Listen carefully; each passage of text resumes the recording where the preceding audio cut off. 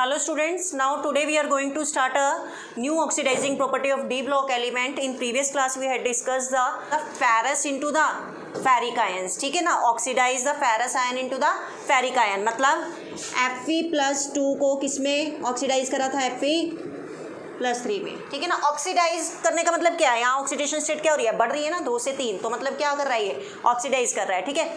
तो अब आपको पढ़ना है सल्फाइड टू सल्फेट. ठीक है. तो आपको सल्फाइड टू सल्फेट के लिए सबसे पहले बेस्ट चांस चूज करना होता है कि कौन सा ऐसा कंपाउंड है कि हम सल्फाइड को सल्फेट में चेंज कर सकें. ठीक है. तो आपको बेस्ट कंपाउंड चूज करना होता है यहाँ पर कि कौन सा सल्फाइड ले और कौन सा सल्फेट ले. तो मैंने कुछ आपको ये बताया था कि ये आपने ध्यान रखना है, इसमें से आप चूज कर सकते हो कि कौन सा सल्फाइड है और कौन सा सल्फेट है. देख लीजिए अब सल्फाइड कौन सा है यहाँ पर, ये क्या है, सोडियम सल्फाइड, और ये क्या है, सोडियम सल्फेट. SO3 होता है सल्फाइड और SO4 होता है सल्फेट. ठीक है. नेक्स्ट क्या है, सल्फाइड. सल्फाइड से किस में चेंज हो रहा है, सल्फर में. नेक्स्ट क्या है, सल्फर डाइऑक्साइड H2O. ठीक है. ये दोनों मिलके क्या बनाते हैं, सल्फ्यूरिक एसिड. ये चीज़ आपने ध्यान रखनी है.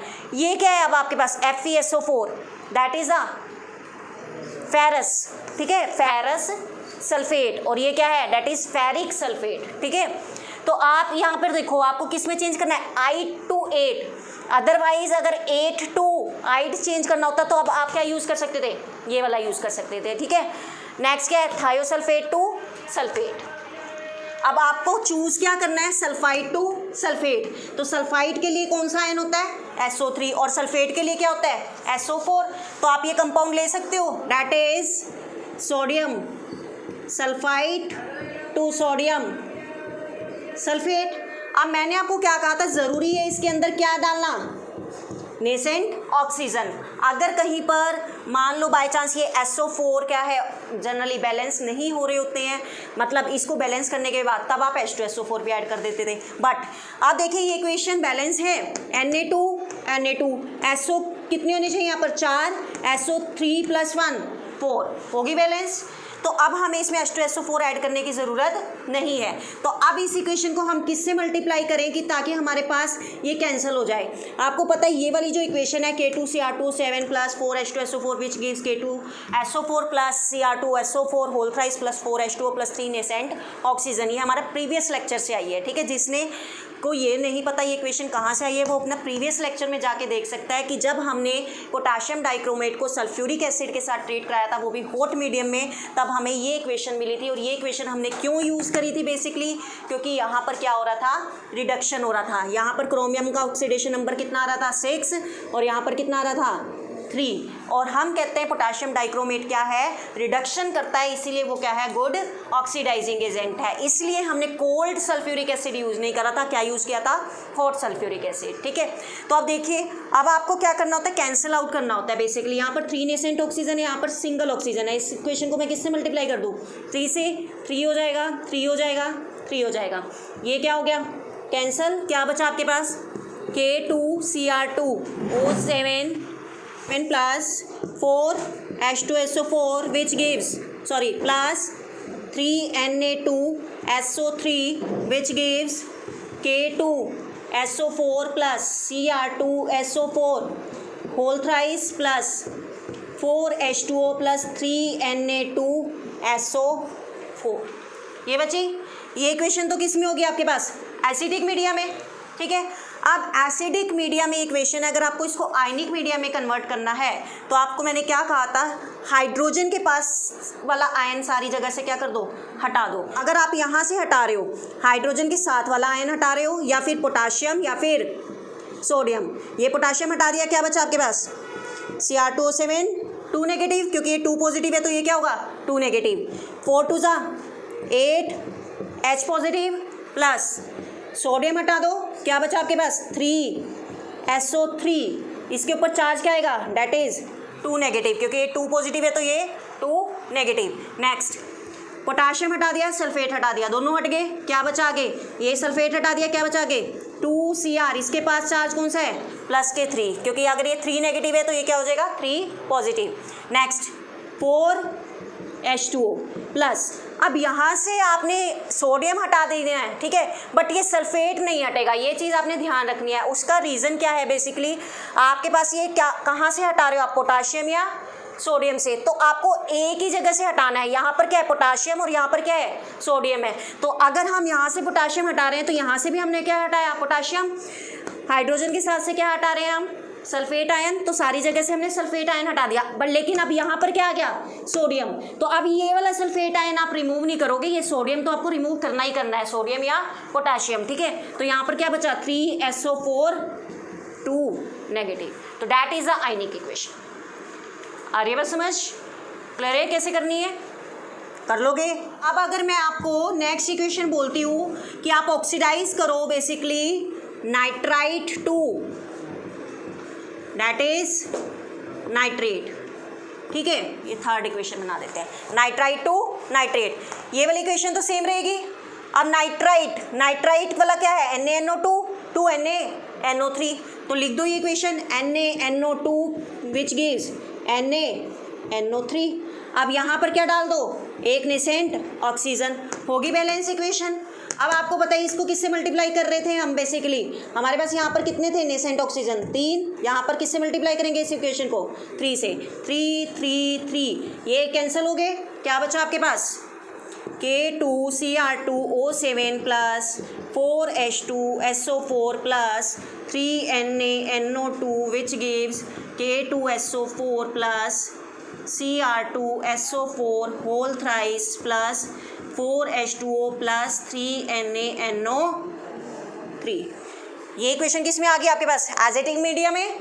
अब अगर आपको आयनिक मीडियम में डालनी है इक्वेशन, मैंने क्या कहा था, पोटाशियम सोडियम जहाँ पर भी हो वो हटाने हैं, साथ में हाइड्रोजन या फिर आप बोल सकते हो सल्फ्यूरिक एसिड, सल्फ्यूरिक एसिड में हाइड्रोजन के साथ वाला ग्रुप SO4 हर जगह से हटाना है, वो क्या बन जाएगी आपके पास, आयनिक इक्वेशन।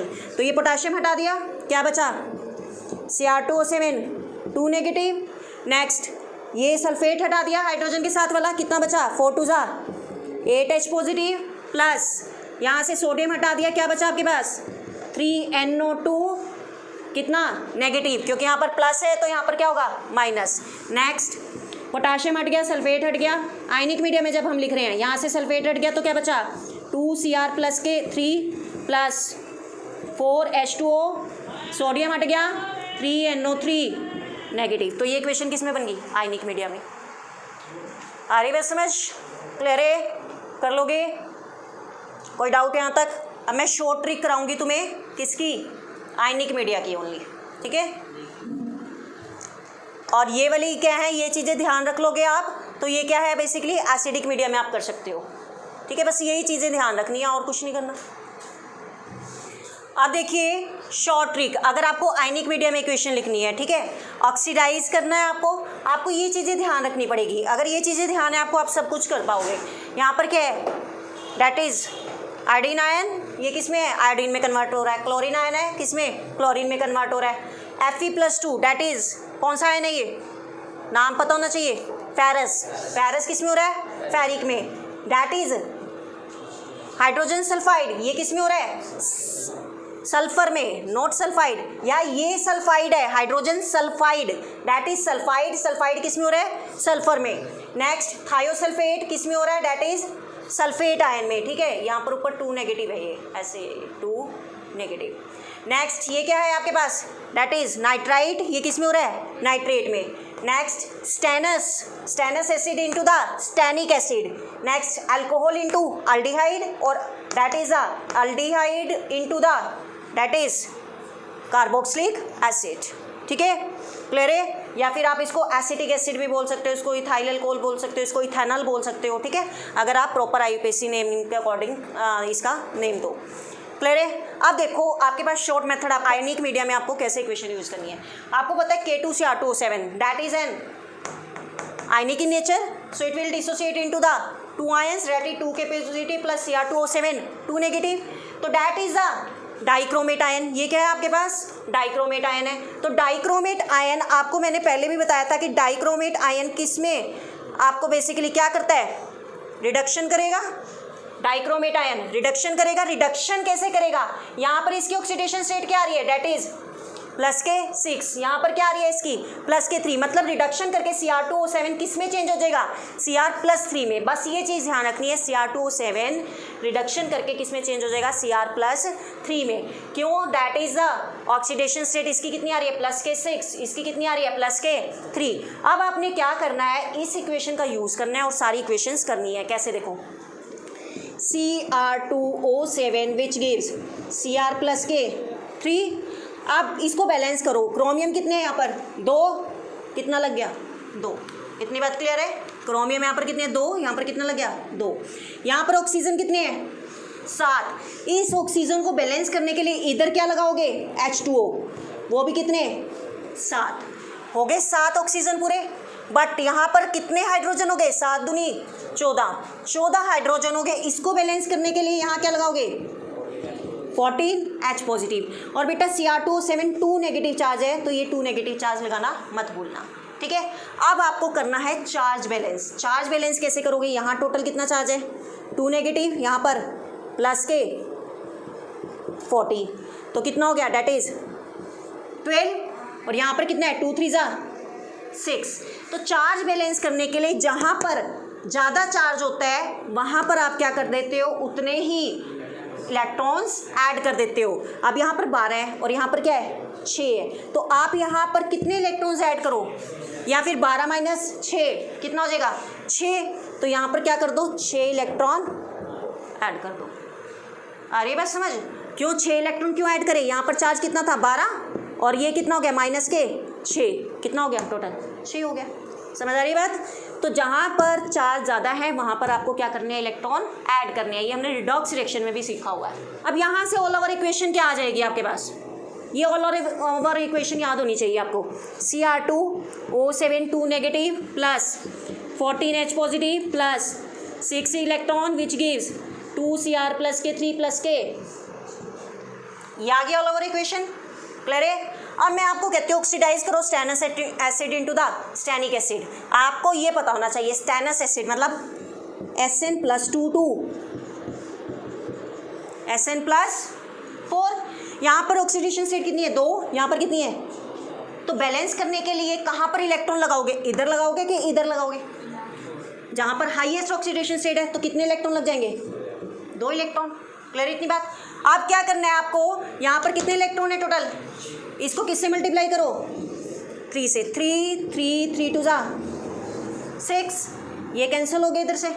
यहाँ पर क्या बचा Cr2O7 2 negative plus 14 H positive plus 3 Sn plus के 2 विच गिव्स 2 Cr प्लस के 3 प्लस 3 Sn प्लस के 4 प्लस के 7।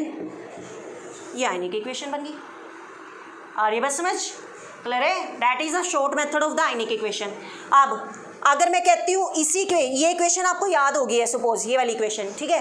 अब मैं आपको कहती हूँ कि क्या चेंज करो, that is the ferrous into the ferric, ठीक है। आपको यहाँ पर क्या लिखना है Fe+2, यहाँ पर क्या लिखना है Fe प्लस के 3, यहाँ पर क्या लग गया, किससे मल्टीप्लाई करो 6 से, 6 यहाँ पर क्या हो जाएगा आपके पास, ये कैंसिल हो जाएंगे। यहाँ पर कितना आ जाएगा 6 Fe+2 और यहाँ पर कितना आ जाएगा 6 Fe प्लस के 3, बस। और क्या चेंज होना है? अरे बस समझ कैसे करनी है, ठीक है। अब एक करो अपने आप, तुम करो H2O3 2SO4 2 नेगेटिव, ये वाली थायोसल्फेट, या ये करो H2S गिव्स S, ये करना ज़रा। कौन सा दिया मैंने तुम्हें, H2S को किस में ऑक्सीडाइज करना है S में। हाँ जी, यहाँ पर क्या है, that is sulphide not sulphur, hydrogen sulphide, that is the sulphide and that is the sulphur. तो इसकी अगर ऑक्सीडेशन स्टेट निकालनी है, इसके ऊपर चार्ज कितना होता है बेसिकली +1 2 इंटू +1 प्लस के x इक्वल टू 0, x कितना आ गया -2, मतलब इसकी ऑक्सीडेशन स्टेट कितनी रहेगी -2। और ये क्या अकेला है तो इसकी कितनी रहेगी 0, अकेले एलिमेंट की, ठीक है। अब देखो, अब आपके पास -2 2 0, मतलब क्या हो रही है, ऑक्सीडेशन नंबर क्या हो रहा है, इंक्रीज हो रहा है, तो मतलब ये ऑक्सीडाइज कर रहा है।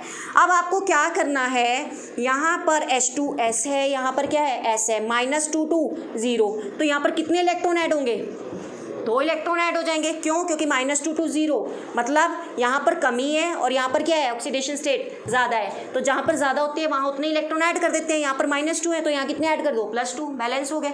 अब ये बैलेंस नहीं है इक्वेशन, यहाँ H कितने हैं, 2, तो यहाँ पर क्या लग जाएगा, 2H पॉजिटिव, हो गए बैलेंस।